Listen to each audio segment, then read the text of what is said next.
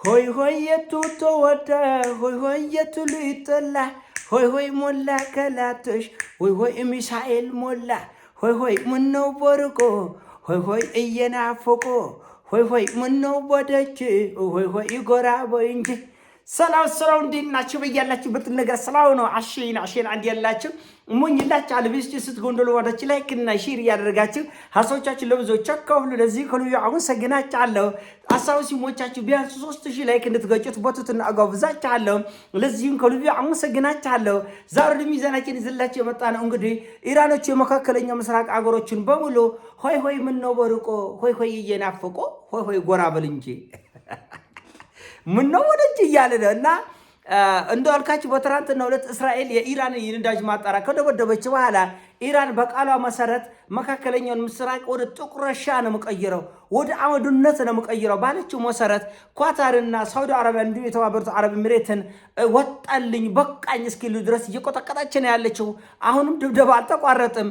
የኳታር መንግስት እንግዲህ የኢራን አምባሳደሮች ውልቅ ብላችሁ ከአገር እንድትወጡ ብለ የኢራንን አምባሳደር ኳታር ከአገሯ አስወጥታለች። የሳውዲ አረቢያ መንግስትም ትዕግስት አልቋል። ኢራን በዲፕሎማሲ የምታምን አገር አይደለችም። ስለዚህ አስፈላጊውን እርምጃ ለመውሰድ ዝግጅት እናደርጋለን። ከመጠን በላይ ታግሰናታል ኢራንን የሚል መግለጫ ሰጥቷል። እንደዚሁም የጎልፍ አገራች የነዚህ የመካከለኛው ምስራቅ አረብ አገሮች የውጭ ጉዳይ ሚኒስትሮች በሳውዲ እየዶለቱ ነው። የሚገርማችሁ ትናንትና ጥቃቱ በሚፈጸምበት ሰዓትም እየዶለቱ ነበር ሳውዲ አረቢያ ውስጥ። ቶልባ ቢንጫጫ ባንድ መቆጫ ምነው በርቆ እየናፈቆ ጎራ በል እንጂ ምነው ወደጅ ብላለች ኢራን። እና አንዳንድ ሰዎች አያቱላ መሞታቸው ለዚህ ነው ኢራንን የጎዳት በዚህ ጊዜ ነው። ለምን አያቱላው በጣም የተረጋጉ ሰው በመሆናቸው አሁን ያሉ የኢራን መሪዎች ወይም ደግሞ የኢራን ጀነራሎች የሚያደርጉት እርምጃ እሳቸው በህይወት ቢኖሩ ኑሮ አይወሰድም። ለምን አያቱላ አስተዋይ ስለሆኑ ኢራን ጠላት ብዙ እንዳትሆን ይህን ሁሉ አገር በአንድ ጊዜ ድብደባ አይፈጽሙም ነበር የሚል ሀሳብ አስተያየት የሚሰጡ ሰዎች አሉ። እውነቱን ለመነጋገር አያቱላ ኖሩም አልኖሩም የመካከለኛው ምስራቅ ሲኦል እንደሚሆን ከ2 ወር ከ3 ወር በፊት እኔ ራሴ ዘግቤላችሁ ነበር። ራሳቸው አያቱላ በህይወት እያሉ ይሄን መግለጫ የሰጠው አያርጅሽን የኢራን መንግስት ነው። አያቱላም ኖሩም አልኖሩም ይሄ ድብደባ በመካከለኛው ምስራቅ ላይ ኢራን የምታደርገው ድብደባ አይቀርም ነበር። ለምን ቀድሞ ማስጠንቀቂያ የሰጡበት ጉዳይ ስለነበር ነው። ቀድሞ ነው የተናገሩት እንዳትነኩን። እኔም ዘገባ ሰርቼበታለሁ እና ዓለም አቀፍ ዘገባዎችንም ወደኋላ መለስ ብላችሁ ከ2 ወር ከ3 ወር በፊት ብትፈትሹ የኢራን መንግስት የተናገረው ነው። መካከለኛውን ምስራቅ ትርምስምሱ ነው ማወጣው። እና አንዳንዶቹ ለምን በጥፊ መታቸው እስራኤል ከሆነ እስራኤልን ብቻ ነው በጥፊ መመታት ያለበት፣ ለምን ሳውዲ ለምን ይሄ እኮ ኢራንን ጠላት ብዙ ያደርጋል የሚል አንዳንዶቹ በቀናነት፣ አንዳንዶቹ ደግሞ የዓለም አሻጥር ምን አይነት እንደሆነ የፖለቲካውን አሻጥር ባለመረዳት ነው። እውነቱን ለመነጋገር ግን ኢራን እያደረገችው ያለች ትክክለኛና ውጤት ሊያስገኝላት የሚችል ነው። እንዴት ነው ውጤት የሚያስገኝላት? እነዚህ የናጠጡ የአረብ ጥጋበኞች ኪሳቸው ሲቃጠል ሳይወዱ በግድ ሂደው አሜሪካን ያስገድዳሉ ከዚህ ጦርነት እንድትወጣ። ዓለምም ራሱ ከፍተኛ ኢኮኖሚያዊ ጫና ሲፈጠርበት ሳይወዱ በግዱ አሜሪካ ላይ ጫና ያደርጋል። አሜሪካ ከማያገባት ጦርነት እንድትወጣ ያስገድዳሉ ማለት ነው።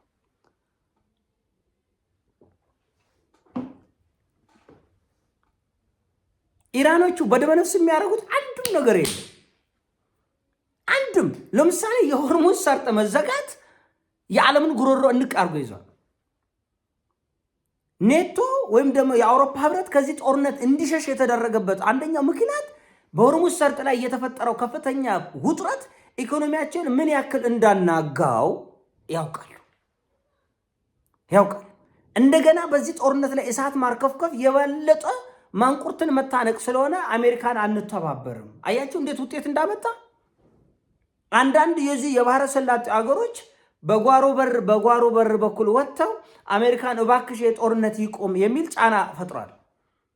ራሱ ኔቶ ሁሉ አውሮፓ ህብረትም ሌላ ዓለምን በሙሉ ይሄ ነገር በድርድር ቢፈታ ይሻላል፣ የዓለም ኢኮኖሚ ወደማይመለስበት አዘቅት እየወረደ ነው የሚል ማስጠንቀቂያ እየሰጡ ነው። ስለዚህ አሜሪካ ኢራን እነዚህ የባህረ ሰላጤ አገሮችን የምትመታው ጠላት እንደሚሆኑ ጠፍቷት አይደለም። መጀመሪያም ጠላት ናቸው።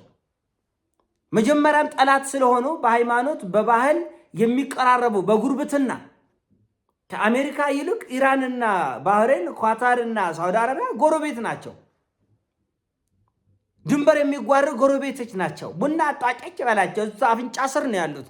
እነሱ አፍንጫ ስር ያለችውን ኢራን በጠላትነት ይዘው የአሜሪካን እሳት ያን ሁሉ ትሪሊየንስ ኦፍ ዶላርስ ወጥቶ ያ ሁሉ መሳሪያ ባህሬን ላይ፣ ኳታር ላይ፣ ኦማን ላይ፣ ጆርዳን ላይ፣ ሳውዲ አረቢያ ላይ፣ የተባበሩት አረብ ኤሚሬት ላይ ኢራንን ለማጥፋት ሲከማች ዝም ብሎ የተቀመጡ ህዝቦች አረ እነሱ ንጹህ ናቸው። አይሰራም እንደዚህ፣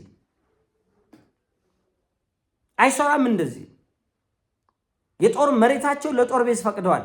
ሰማያቸው ኢራን የሚደበደብበት ኢራን የምትደበደብበትን የጦር ጀቶች የሚያመላልሱት በሳውዲ አረቢያ ሰማይ ላይ ነው። በተባበሩት አረብ ኤሚሬት ሰማይ ላይ ነው።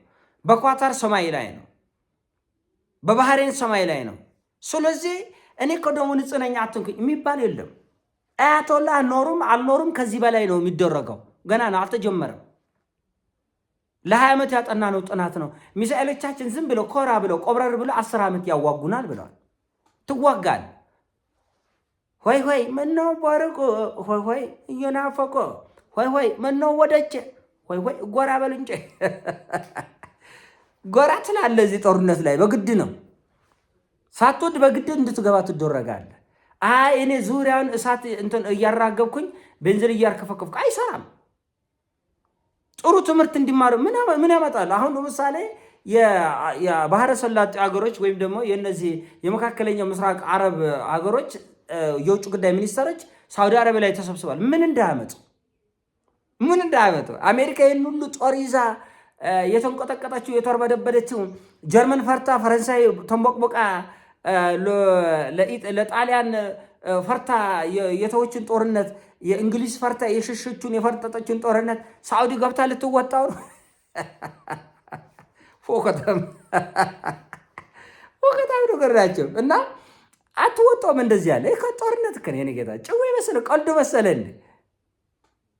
ዝም ብሎ ሚኪ ሚናጅን ጠርተው እንደመጨፈር መስላችኋል? የሳውዲ መሪዎች ካርዲቢን ጠርቶ እንደማሳበድ መድረክ ሰርቶ እንደመቀወጥ መስላችኋል? እንደዛ የለም። ስለዚህ እኔ እየጠፋው አንተ ትኖራለህ። በምን መልኩ እንዴት? መልስ የለም። እና ኢራኖችን ጉዳይ በቀላል የሚለቁት አይደለም። አሁን አረቦቹ የኢራንን አምባሳደሮች ሊያባርሩ፣ ሊያንገላቱ፣ ሊያስሩም፣ ሊገርፉም ሊገሉም ይችላል። ይሄ ትርጉም የለውም። በነገራችን ላይ ይሄ ነገር ያለ እውቀት የተደረገ እንዳይመስላቸው።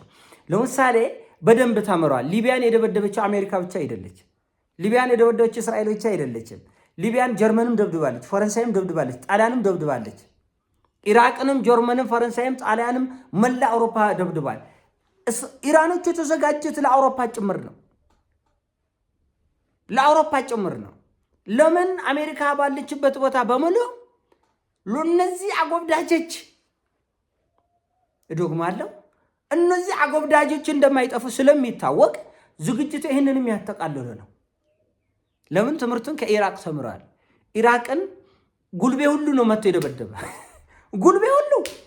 ኢራቅና የኢራን ህዝብ ሃይማኖቱ የሚቀራረብ፣ ባህሉ የሚቀራረብ፣ ጉርብትና የሚቀራረብ ነበር። ጠላትነት ፈጥረው ኢራቅና ኢራንን ህዝብ አባሉ፣ እርሱ በእርሱ አፋጁ፣ እርሱ በእርሱ። ከዛ ኢራቅን ለብቻ፣ ኢራንን ለብቻ፣ ከዛ የመንን ለብቻ፣ አፍጋኒስታንን ለብቻ፣ ሶሪያን ለብቻ፣ ሊቢያን ለብቻ።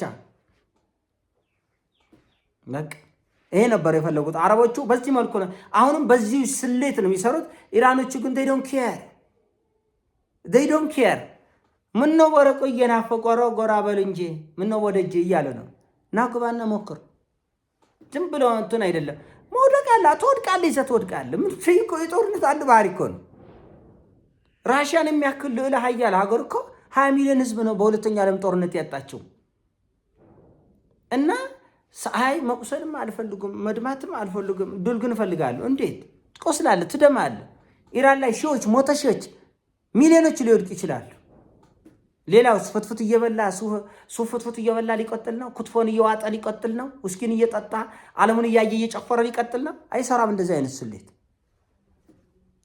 አይነት ስሌት አይሰራም። ይሳብ ይስጣል። ከነ ደረሰኙ ከፈለክ ህጋዊ ከነ ደረሰኙ ትወስዳለህ። ይሄን ያሳብ ሲሞቻችን ላይክ አድርግ፣ ሼር አድርግ። ጊዜ ከተገኘ ማታም ትንሽ እንጫወታለን። አመሰግናችኋለሁ፣ ወዳችኋለሁ። ፒስ